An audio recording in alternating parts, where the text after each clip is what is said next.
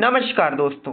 आज के सेशन की अगर हम बात करें तो देखिए आज के सेशन में जो फॉल है अक्रॉस द बोर्ड सारे इंडाइसेस में देखने को मिला और शुरुआत में सेशन के 2 पॉइंट समथिंग का फॉल देखने को मिला था, लेकिन एंड ऑफ द सेशन जैसे जैसे बाजार बंद होने के करीब आया उसमें अच्छी खासी बिकवाली जो है देखने को मिली और निफ्टी 3.26% पर गिरावट के साथ बंद होते हुए देखने को मिला। इसके साथ साथ निफ्टी आईटी इंडेक्स में भी बिकवाली अच्छी खासी देखने को मिली, क्योंकि लास्ट नाइट यानी कि फेड का जो कमेंट्री थी कि इन्फ्लेशन के कारण जो है रेट कट की संभावना काफ़ी कम है। इस पर्टिकुलर ईयर में हो सकता है एक पॉसिबल रेट कट हो या वो भी ना हो, जिस वजह से आईटी सेक्टर पर भी निगेटिव इम्पैक्ट देखने को मिला। तो इसके पीछे कुछ रीजंस हैं जिसके कारण जो है इतना बड़ा फॉल जो है अक्रॉस द बोर्ड देखने को मिला। इसके साथ साथ अगर हम देखें तो लास्ट 21 मंथ में सबसे बड़ा फॉल जो है आज के सेशन में देखने को मिला है अगर हम निफ्टी की बात करें। तो इसके पीछे रीज़न देखिए सबसे बड़ा ये है कि लास्ट जो फ्यू डेज से ईरान के जो भी एनर्जी इंफ्रास्ट्रक्चर है, साथ साथ जो मिडिल ईस्ट में कतर, सऊदी अरबिया, यूएई की जो कह सकते हैं कि एनर्जी इंफ्रास्ट्रक्चर है, वहाँ पर जो भी हमले हुए हैं उस कारण उनका जो कह सकते हैं कि प्रीमाइसेस है उसमें काफ़ी ज़्यादा डैमेज हुआ है, जिस कारण जो ऑयल के प्राइसेस हैं वो बढ़ते हुए सडन उसमें जंप देखने को मिला है और अप्रॉक्सीमेटली अभी कह सकते हैं कि 116 और $14 पर बैरल के आसपास जो है क्रूड ऑयल इस समय ट्रेड करते हुए देखने को मिल रहा है। तो सबसे बड़ा इम्पैक्ट तो यही है, सबसे बड़ा डर भी यही है मार्केट के लिए कि क्रूड ऑयल के जो प्राइसेस हैं वो बढ़ रहे हैं जिस प्रकार से, उसका ज़्यादा से ज़्यादा जो है असर सारी कंट्रीज़ पर पड़ने वाला है। लेकिन स्पेसिफिकली अगर हम इंडिया की बात करें तो इंडिया पर भी काफ़ी अच्छा जो है डैमेज देखने को मिल सकता है। सबसे बड़ा तो रीज़न ये हो गया।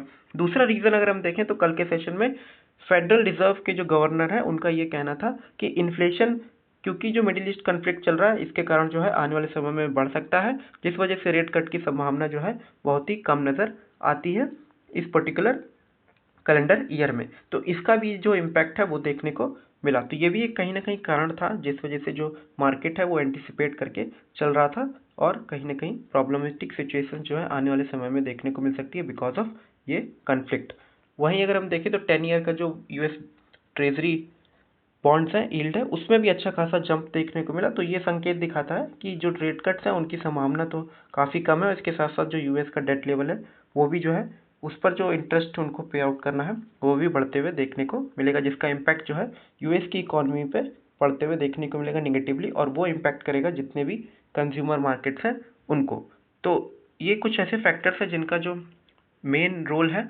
इसके साथ साथ जितने भी हैवी वेट्स हैं, whether it is HDFC bank पे, तो यहाँ पर एक चेयरमैन है, उन्होंने रिज़ाइन किया और उन्होंने कहा कि एथिकल कंसर्न्स देखने को मिलती हैं। हालांकि यहाँ पर आरबीआई का भी जवाब आया, उन्होंने कहा कि कोई भी प्रॉब्लम जो है एचडीएफसी बैंक में नहीं है, साउंड फाइनेंशियल्स है अभी तक जो भी हमने उसका रिव्यू किया है। तो इस वजह से भी एचडीएफसी बैंक में भी हैवी वेट है और इसके कारण भी जो है दबाव इंडेक्स पर बनते हुए देखने को मिला। तो ये कुछ ऐसे फैक्टर्स हैं जिस वजह से जो शेयर बाजार में गिरावट है वो जारी रहेगी जब तक कि जो मिडिल ईस्ट कंसर्न है वो नहीं बंद हो जाती। और साथ में एक आप देखेंगे कि एक फैक्टर तो है जिसके कारण जो बाजार कंटिन्यूसली दबाव में है, वो है एफआईआई की कंटिन्यूसली बिकवाली। तो एफआईआई जो है कंटिन्यूसली सेल करते हुए आ रहे हैं, वेदर कोई भी अगर पॉजिटिव ट्रिगर भी हो उसके बावजूद भी जो है उनकी सेलिंग जो है रुकने का नाम नहीं ले रही है, क्योंकि जो रुपी है वो भी काफ़ी ज़्यादा जो है 93 के आसपास जो है गिरते हुए देखने को मिला आज के दिन। नॉन डिलीवरेबल फॉरवर्ड यानी कि जो भी ओवर द काउंटर ट्रेड्स होते हैं करेंसी मार्केट में, उसमें आज के दिन जो रुपी है वो 93.4 का समथिंग लेवल जो है क्रॉस कर चुका है, क्योंकि आज के दिन करेंसी मार्केट जो है बंद है। तो हो सकता है कल अगर ओपन हो तो ये जो लेवल है क्रॉस कर सकता है हमारा रुपी अगेंस्ट डॉलर। तो इसका भी इम्पैक्ट जो है देखने को मिला। और इसके साथ साथ डॉलर जो इंडेक्स है उसमें जो है बढ़ोतरी देखने को मिली है, जिस कारण कि जितने भी प्रीसियस मेटल्स हैं उसमें गिरावट देखने को मिली, क्योंकि इम्पोर्टर्स जो हैं वो कहीं ना कहीं आज के सेशन में जो है उन्होंने खरीदारी नहीं की। तो silver as well as gold में भी बिकवाली जो है अक्रॉस द बोर्ड देखने को मिली। तो ये कुछ ऐसे फैक्टर्स हैं जो आने वाले समय में बने रह सकते हैं जब तक कि जो क्राइसिस है, कन्फ्लिक्ट है, वो डिप्लोमेटिक और डिप्लोमेटिक तरीके से या कह सकते हैं डीएस्केलेट नहीं होती, क्योंकि अगर आप एनर्जी इंफ्रास्ट्रक्चर पर कोई भी कह सकते हैं कि स्ट्राइक करेंगे तो उसका इम्पैक्ट जो है पूरे ग्लोबल वर्ल्ड में हमको देखने को मिलेगा। एनर्जी प्राइसेस जो हैं यूरोप में भी बढ़ चुके हैं और इसका इम्पैक्ट जो है कंज्यूमर्स पर at the end of the day देखने को मिलेगा। तो ओवरऑल देखें तो रुपये भी डिप्रिशिएट कर रहा है कंटिन्यूसली इन सब वजहों से, और इसके कारण भी FII जो है लगातार बेचते हुए नज़र आ रहे हैं। तो ये कुछ फैक्टर्स हैं जो कि बने रह सकते हैं।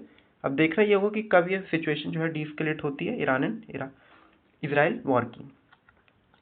सो फ्रेंड्स, आज की इस वीडियो में इतना ही। वीडियो अगर आपको इन्फॉर्मेटिव लगी हो तो आप इसे लाइक कर दीजिएगा, शेयर कर दीजिएगा एंड चैनल को भी सब्सक्राइब कर लीजिएगा इसी प्रकार की वीडियोस पाने के लिए। Thank you for watching.